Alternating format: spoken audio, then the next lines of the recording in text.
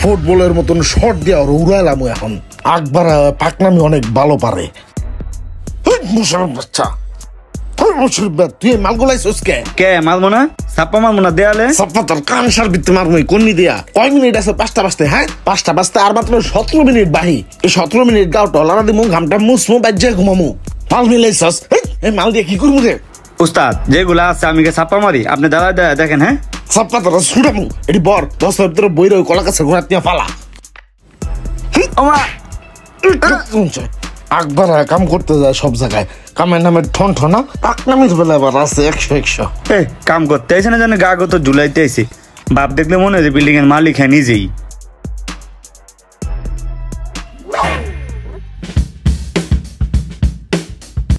হন তোগো যে আমি ইমার্জেন্সি একটা কাজে ডাকছি। তুমি যে কোন এমার্জেন্সি কামে ডাকছো হ্যাঁ মোর বোঝা শেষ। এই যে বাড়িটা দেখতেছস না, এই বাড়ির কাজটা আমি। ভাই খারান ভাই, আমার একটা কথা আছে ভাই, আপনার কথাটা একটু রাখেন, আমার কথাটা একটু শোনেন ভাই। ভাই আমি না অনেক বিপদে পড়ে আপনার কাছে আইছিলাম ভাই, অনেক আশা নিয়া।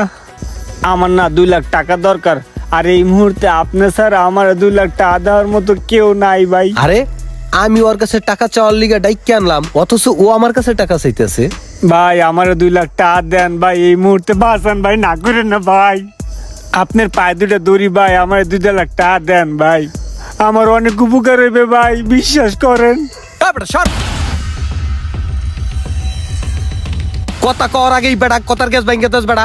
আমি ওর কাছে 2 লাখ টাকা চামু না, হে এর আগে ওনারে 2 লাখ টাকা দাও।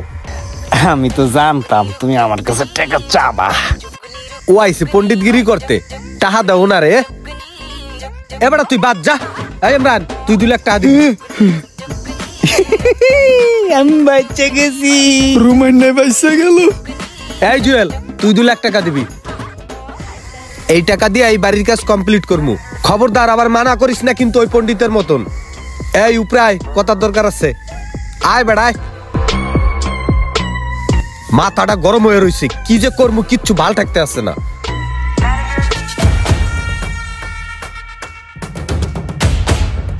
হায় হায় রে, টাহার টেনশনে পাগল হয়ে গেল নি।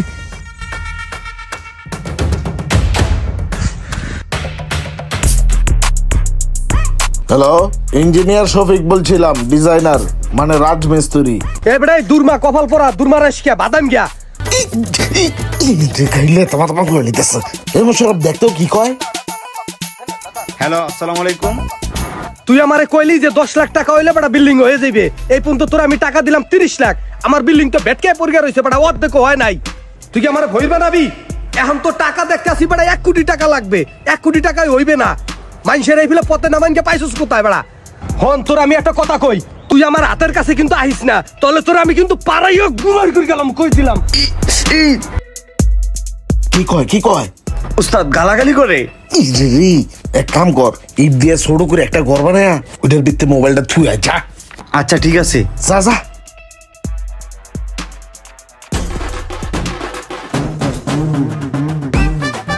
নাও গালাগালি ঠেলা, এবার বুঝবা। ইট দিয়া চাপ দিয়া থুয়ে দিলাম নিচে। হইছে আপর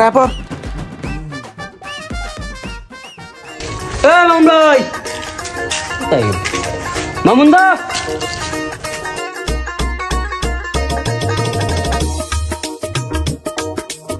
ওরে আল্লাহ, আবহাওয়া দেখা যাইতেছে খুবই গরম। এই না মনে হয় ডাইল করবে না, আইছিলাম একটু দান্দা ফিকির করার লিগা। রোমান ভাই আমার কাছে টাকা নেই ভাই, পকেট খালি, একদম জিরো পকেট। তোর কি আমি টাকার কথা কইছি? ভাই আপনি যেমনে চাইছেন রোমান, আমি তো ডরাই গেছি ভাই, ভাবছিলাম আপনার টাকাই চাইবেন, টাকা নাই ভাই। জাগার তো পুরাই বেহাল দশা। জাগা এটা দাগ দিয়ে পোলা মানে দল করে লিতেছে। আপনি বিল্ডিং এর কাম ধরেন না কে? কাম যে ধর্ম টেয়া নাই। টেয়া নাই মানি? এই মিয়া আপনি কাম ধরেন, এই বিল্ডিং করতে কি টেয়া লাগে? 1 তলা পর্যন্ত আমি উড়াই দিমু, 59,000 টাকাতে 60,000 টাকা লাগবো। ওস্তাদ 1 লাখ কন্নি দিয়া বাড়ি দিয়া তোর কান কোন ঘুরে এলামু। 60,000 টাকা তো একটিও বেশি লাগতো না। আপনি কাম ধরেন, আমি দেখবো না। এমন কাম আমি কত মানুষের করে দিছি, এমন কমে। আমার 15-20টা প্রজেক্ট রানিং আছে, ইট বালুর লিস্ট দিয়া দিতেছি। এই লিস্ট বার কর, আইন।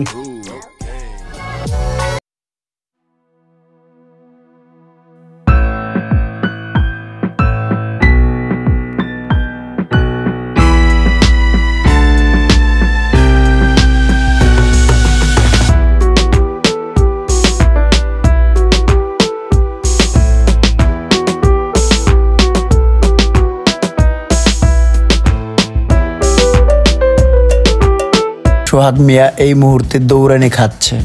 এর কারণ হচ্ছে সোহাগ মিয়া একটা হাতুড়ি রাজমিস্ত্রি। ওনার প্রধানত কাজ হচ্ছে যাদের জায়গা জমি আছে তাদেরকে নিজের স্বার্থে অল্প টাকায় বাড়ি করে দেয়ার মিথ্যা প্রলোভন দেখানো। নিজের স্বার্থের জন্য বাড়িওয়ালাদেরকে উল্টাপাল্টা বুঝিয়ে মাঝ রাস্তাতেই ছেড়ে চলে যায়। এই সোহাগ মিয়ার মতন হাতুড়ি রাজমিস্ত্রি আছে কিনা কমেন্টে জানান।